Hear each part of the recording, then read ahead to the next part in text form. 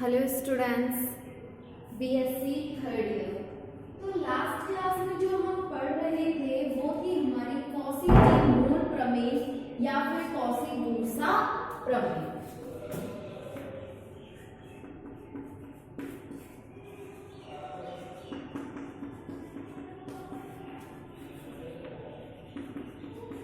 तो उस प्रमेय का हमने आधे से ज्यादा पार्ट हम सॉल्व कर चुके थे और जो लास्ट स्टेप था हमारा वो मैं नोट करती हूँ एक बार। हमने यहाँ तक नोट कर लिया था इसको।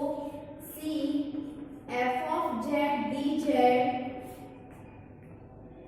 Less than summation j equal to 1 to m 4√2 aj epsilon plus k equal to 1 to n √2 epsilon 4ak dash plus lk dash और sk।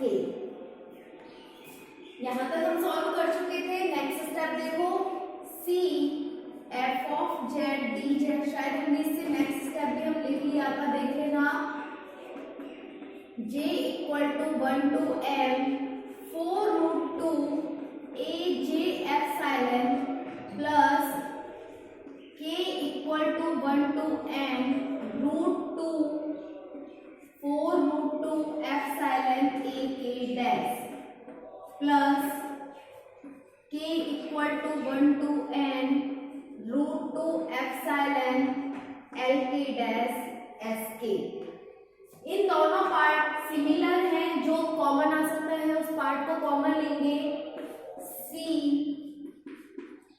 f of z dz is less than j equal to 1 to m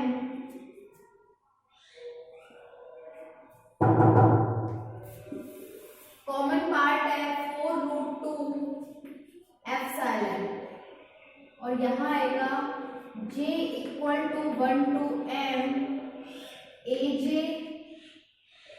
plus k equal to 1 to n ak dash plus का k equal to 1 to n √2 epsilon lk dash sk। तो ये हमने क्या किया, पहले तो जो bracket था उस ब्रैकेट को ओपन किया। आफ्टर दैट जो पार्ट कॉमन आ सकता है वो पार्ट कॉमन लिया और सारे टर्म्स हमने एज इट इज नोट कर दी। लिखो इसमें ये लाइन भी हम लिख चुके थे कि माना कि वक्र की लंबाई c तथा c को अंतर्विष्ट करने वाले वर्ग का क्षेत्रफल तथा भुजा की लंबाई a और स्मॉल a हो। तो लिख लिया ना हमने, ये सब कुछ लिखेंगे आगे। चूंकि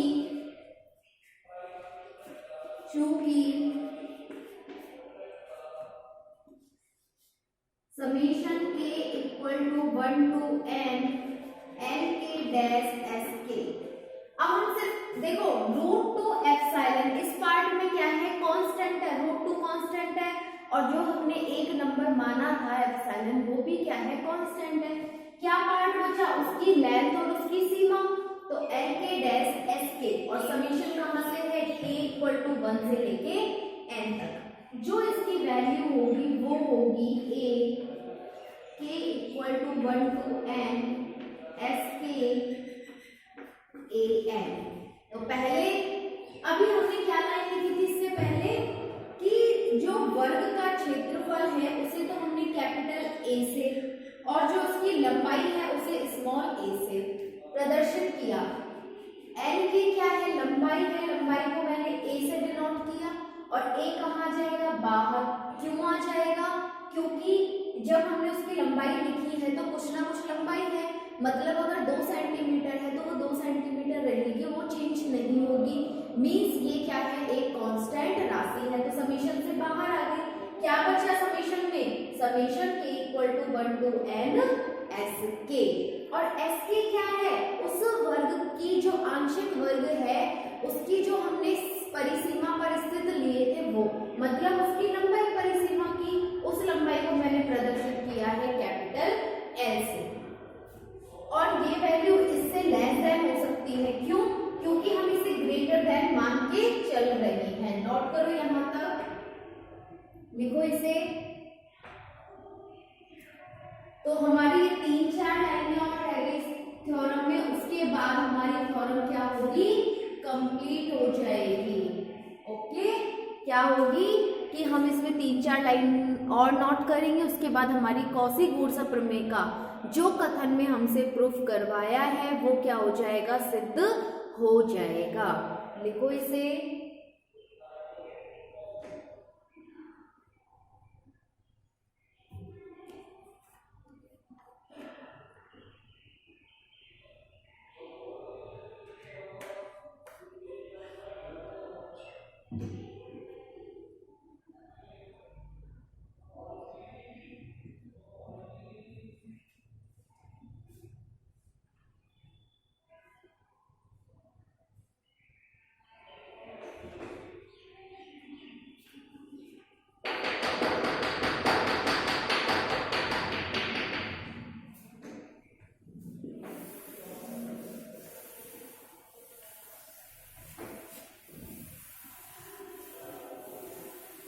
अब देखो ये वाला मान हम यहाँ पर पुट करेंगे तो क्या आ जाएगा हमारे पास, यहाँ से C f of z dz 4√2 epsilon j equal to 1 to m aj k equal to 1 to n ak dash plus का इसकी वैल्यू √2 एप्सिलॉन और एल के डैश एस टी की जगह क्या आ जाएगा, ए एल, क्या आ जाएगा, ए एल आ जाएगा। ओके, अब देखो ये क्या है, उस पूर्ण वर्ग की क्षेत्रफल और ये क्या है, आंशिक वर्ग का क्षेत्रफल। जब हम इन दोनों क्षेत्रफलों को मिला रहे हैं तो उस कंप्लीट क्षेत्रफल को मैं ए से व्यक्त करूंगी। इन दोनों क्षेत्रफलों के जो योग है उसको मैं किससे व्यक्त करूंगी, कैपिटल ए से। तो जो ये पार्ट है हमारा ब्रैकेट में C f of z dz 4√2 epsilon, इस स्टेप को मैंने किससे डिनोट कर दिया, कैपिटल ए से, प्लस √2 एप्सिलॉन ए एल। तो यहां से क्या आ गया हमारे पास, 4√2 epsilon A plus √2 epsilon A L. अब इन दोनों पार्ट में जो पार्ट कॉमन है उसको कॉमन लेंगे, तो C f of z dz less than √2 epsilon common है, क्या बचा, 4a प्लस का a l, क्या आ गया, 4a प्लस a l। अब देखो आगे जो ये हमारा पार्ट है इसको हम लिखेंगे आगे, माना कि √2 4a plus a l equal to b। ठीक है, आप कुछ भी मान सकते हो, जरूरी नहीं है हम b लिखे, क्योंकि a तो हमने क्षेत्रफल लिख दिया तो a तो लिखना मत, इसके अलावा b c d e f g आप कुछ भी लिख सकते हो, बस a मत लिखना। ओके, तो मैंने इस पूरे इक्वेशन को क्या मान लिया, b के इक्वल मान लिया। तो जो हमारा ये समाकलन होगा इस कंटूर का वो क्या होगा, एप्सिलॉन b, क्या हो जाएगा, एप्सिलॉन b। और जो ये एप्सिलॉन है ये क्या है, एक स्वेच्छ संख्या मानी थी, जहां एप्सिलॉन एक स्वेच्छ संख्या है, एप्सिलॉन एक स्वेच्छ संख्या है, और एक स्वेच्छ संख्या है तो इसको हम क्या करेंगे, अगर ये टेंड्स टू 0 होगा तो देखो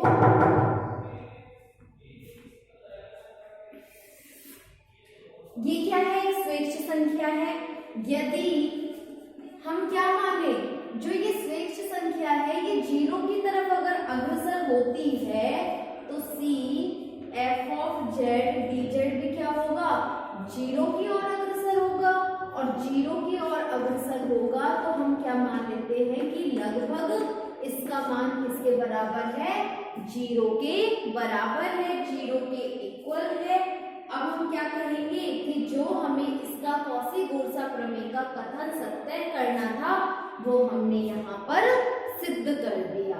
ठीक है, नोट करो इसे, क्योंकि देखो यहाँ समझो, जब इस एप्सिलॉन 0 की तरफ जा रहा है, मतलब 0 की ओर इसकी वैल्यू बढ़ रही है, तो उसका जिससे भी मल्टीप्लाई होगा वो भी क्या हो जाएगा 0, और जब उसका मल्टीप्लाई 0 के इक्वल हो जाएगा तो जो हमारा प्रमेय है कौशी-घूर्सा प्रमेय वो क्या हो जाएगी, सिद्ध हो जाएगी। तो लास्ट में लिख लेना, अतः कौशी-घूर्सा प्रमेय सिद्ध होती है। नोट करो इसे।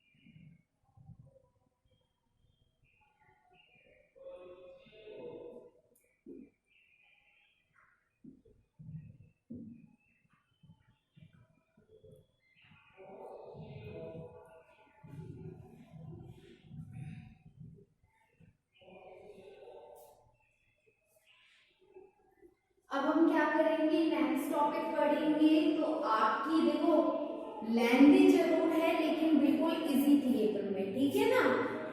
इसमें कोई ऐसा नहीं था कि हमें ज्यादा ही दिमाग पर जोर लगाना पड़ रहा है, या फिर हमने इसको कुछ हर एक लाइन में हमने माना भी नहीं था, बस लास्ट में आके जरूर माना था। अगर हमें वो प्रमेय का समझ नहीं आई तो हम इसको नहीं कर सकते, लेकिन उसमें भी समझने का कुछ नहीं था, सिर्फ क्या था कि इसको आंशिक वर्ग और पूर्ण वर्गों में बांटा था। नेक्स्ट लिखेंगे, एक से संबंध तथा बहु संबंधित प्रदेश। एक से संबंध तथा बहु संबंधित प्रदेश, बहु संबंधित प्रदेश।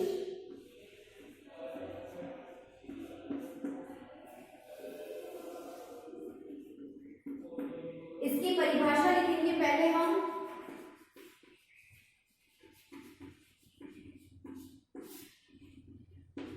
एक प्रदेश या क्षेत्र जी को एक प्रदेश या क्षेत्र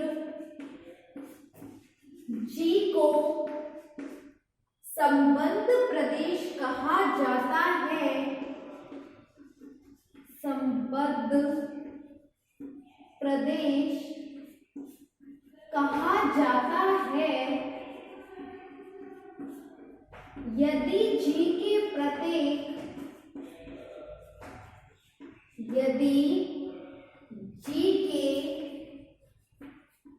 प्रत्येक दो बिंदुओं को किसी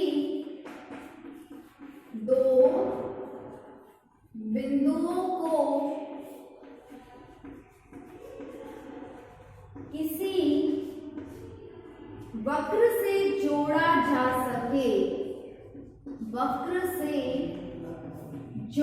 जा सके,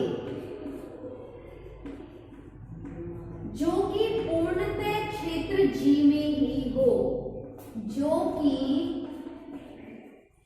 पूर्णतः क्षेत्र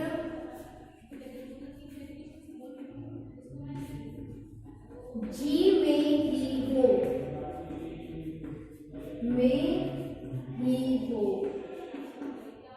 एक संबद्ध प्रदेश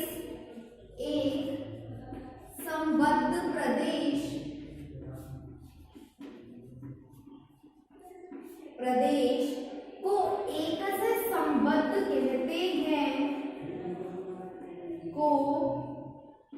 एक से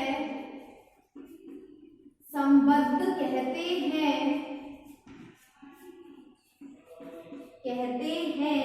यदि प्रदेश में प्रत्येक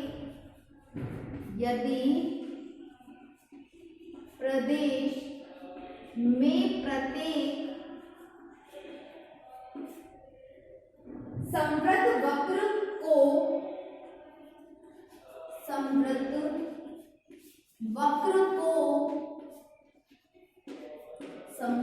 वक्र को प्रदेश के बाहर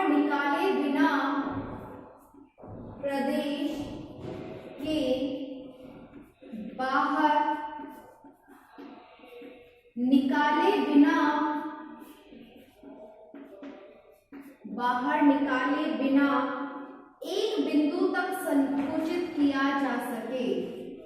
एक बिंदु तक, परिभाषा है याद कर लेना, मैं फिर बोल रही हूँ, संकुचित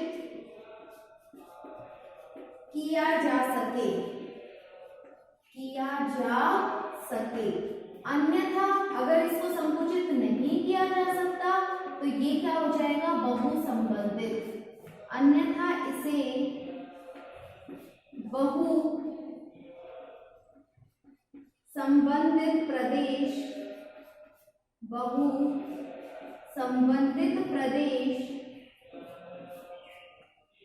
कहते हैं।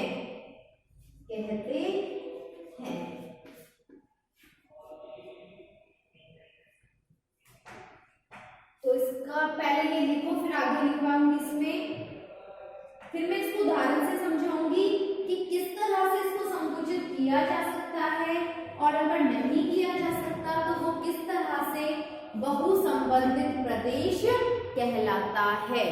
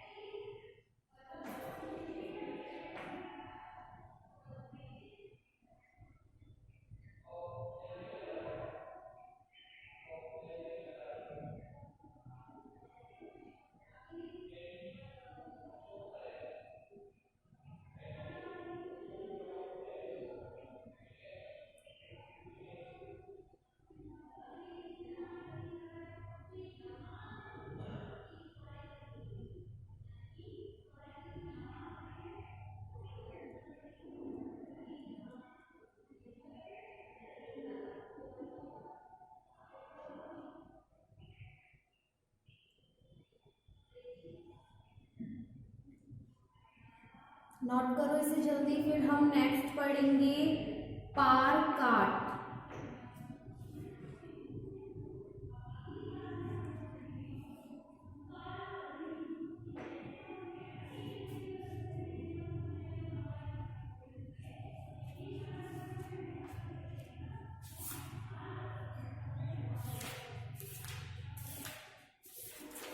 तो आपके इस वाले चैप्टर में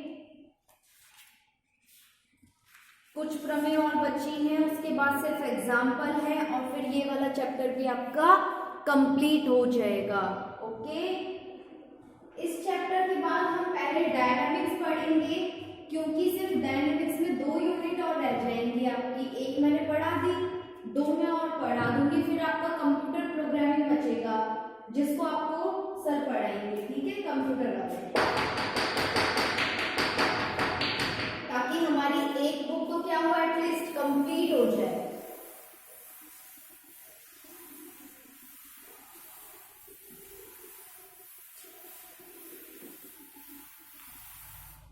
अब देखो, इसको हम समझते हैं कि हमने क्या लिखा है।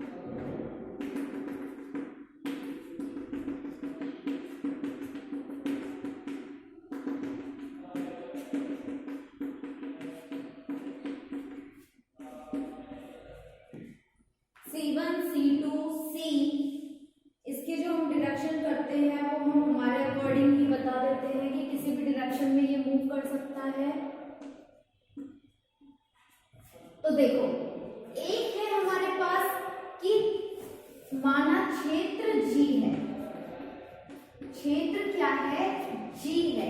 क्षेत्र जी में एक हमारे पास वक्र है सी और दूसरा जो वक्र है उसमें है सी, C1 और C2। अब इन दोनों में से कौन सा तो एक सह संबंध होगा और कौन सा बहु संबंधित होगा उसकी बात करेंगे। तो देखो क्षेत्र जी में खींचे गए एक समवृत्त वक्र सी के द्वारा परिबद्ध क्षेत्र के सभी बिंदु, मतलब इस सी में सिर्फ एक ही वक्र है, कितना वक्र है, सिर्फ ये एक वक्र है और एक वक्र के सभी बिंदु क्या है, इसके अंदर है, इसके अंदर है, तो ये कौन सा हो जाएगा आपका एक सह संबंध।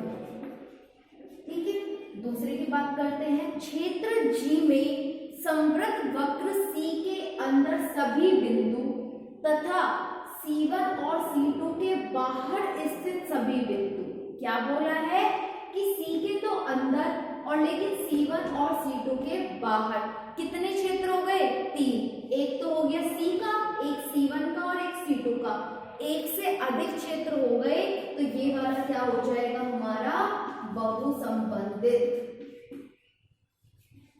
प्रदेश। ठीक है, नोट करो, इन डायग्राम को बनाओ इसमें। फिर हम पढ़ेंगे पार काट कि पार काट की परिभाषा क्या होती है और किस तरह से हम इसको प्रदर्शित करते हैं।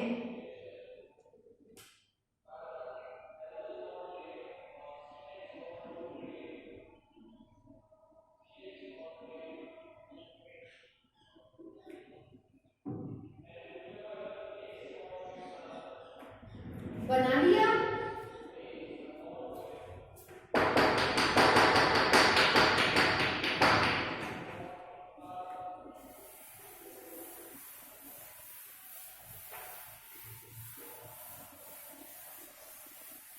अब लिखो पार काट।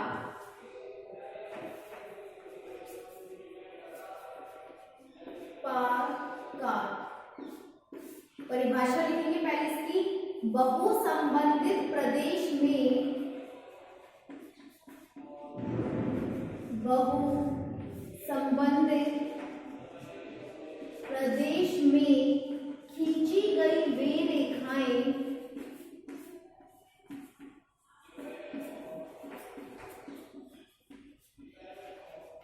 पार काट कहलाती हैं।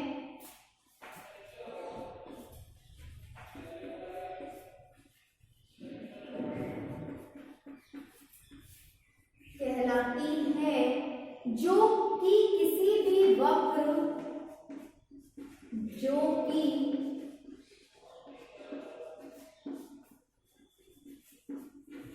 किसी भी वक्र को न काटे, को न काटे और इस बहु संबंधित प्रदेश को, और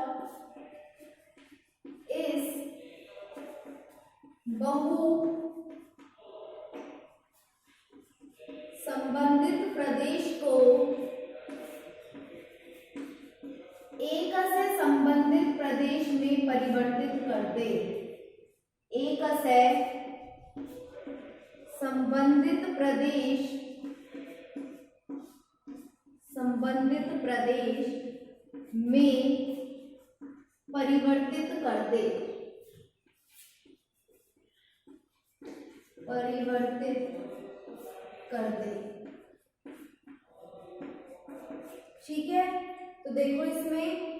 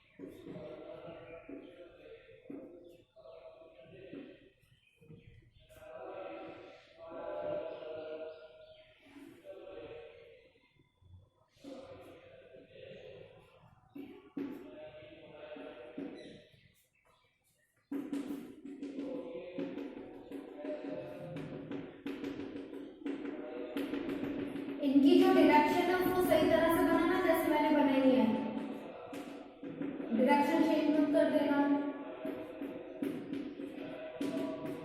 तो पहले बनाओ फिर मैं समझाऊंगी कि किस तरह से इसको हम एक से संबंध में परिवर्तित करेंगे, क्योंकि एक क्षेत्र G में 3 वक्र हैं, ठीक है, C1, C2 और C3। जब एक से ज्यादा वक्र हो तो वो बहुसंबंधित होता है, लेकिन हम क्या करेंगे, इसे एक में परिवर्तित करेंगे।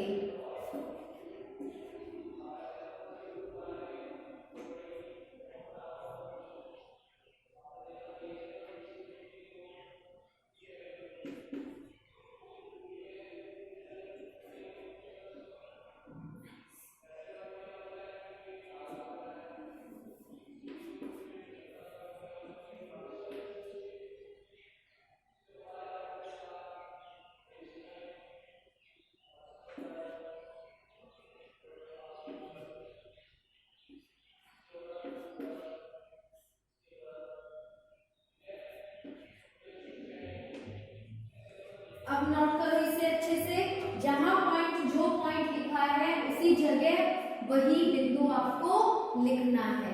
बनाओ, एक तो दिशा का याद रखना, दूसरा इसके बिंदुओं का ध्यान रखना, बिंदु चेंज नहीं होने चाहिए।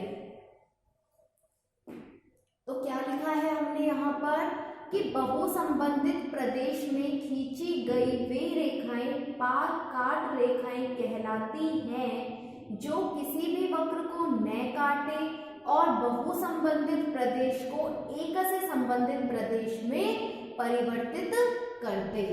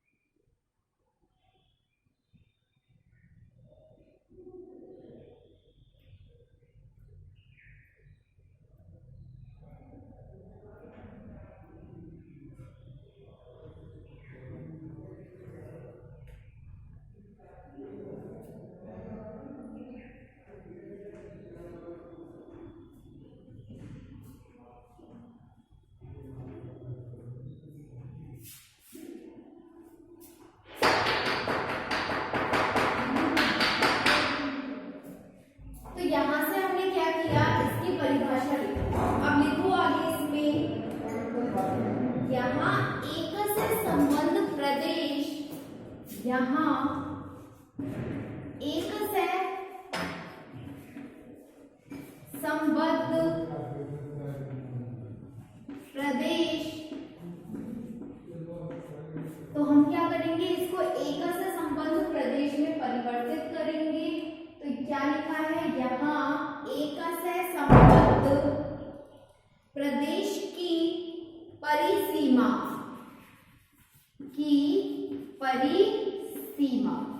अब ये किस तरह से बनेगी वो देखो। मैं जिस तरह से डायरेक्शन चल रही है, जहां दिशा चल रही है, हमें उसी दिशा में चलना है। अब देखो, हम सबसे पहले स्टार्ट करते हैं ए बिंदु से। हमने कहां से स्टार्ट किया, ए बिंदु से। ए बिंदु से हम कहां आए, बी की तरफ। ए, फिर ए के बाद बी, बी के बाद हमें इस डायरेक्शन में चला, सॉरी हम चले इस डायरेक्शन में, और बीच में क्या मिला हमें, डी। बी के बाद हम कहां पर आए, बी पर। बी के बाद हम कहां आए, बाहर निकले प्रदेश से, कहां पहुंच गए, ए पर। फिर हमें चलना है जो डायरेक्शन साइन हम उसी में, फिर हम चले यहाँ और हम पहुंच गए पी बिंदु पर। कहां पहुंच गए, पी बिंदु पर। पी से हमने एंटर किया क्यू बिंदु पर। क्यू से हमारी डायरेक्शन हमें ले जा रही है इस तरफ। क्यू के बाद हमने कौन सा बिंदु मिला, आर। आर के बाद एस, आर के बाद एस, एस के बाद क्यू, और क्यू के बाद फिर पी, क्यू फिर पी।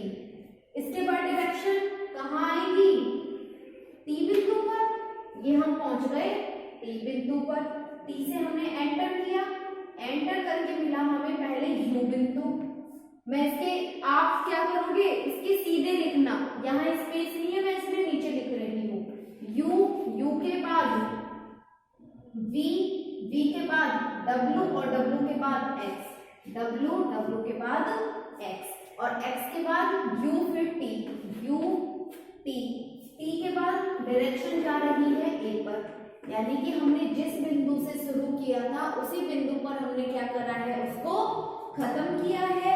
तो इसकी जो परिसीमा समवृत्त वक्र होगी वो ये होती है। क्लियर? दोबारा सुन लो, A से B, B से D, D से फिर वो चला P पर, P के बाद Q फिर R, R के बाद Q फिर P, फिर निकला बाहर, फिर तीसरे वक्र पर पहुंचा T U V W X U फिर T और T से निकल के वो जहां से शुरू होता है वहीं पर क्या होगा, खत्म होगा। ये होता है हमारा पार का। क्लियर? नोट करो इसे।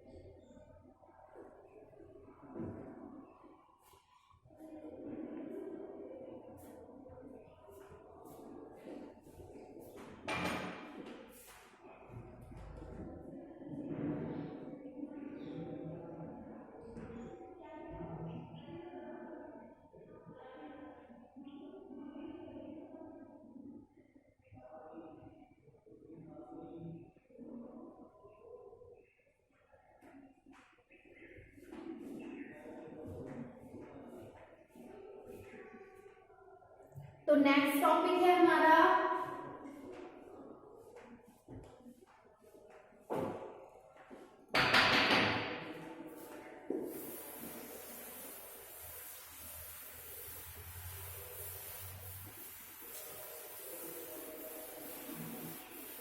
नेक्स्ट टॉपिक नोट करो, कौशी प्रमेय का बहुसंबंधित प्रदेश के लिए विस्तार। कौशी प्रमेय का बहुसंबंधित प्रदेश के लिए विस्तार।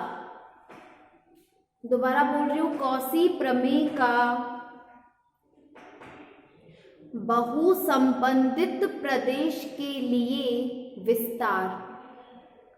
ये टॉपिक है, इसमें फर्स्ट प्रमेय लिखनी है हमें। लिखो प्रमेय नंबर 1, इसका कथन और इसका प्रूफ हम कल की क्लास में स्टडी करेंगे।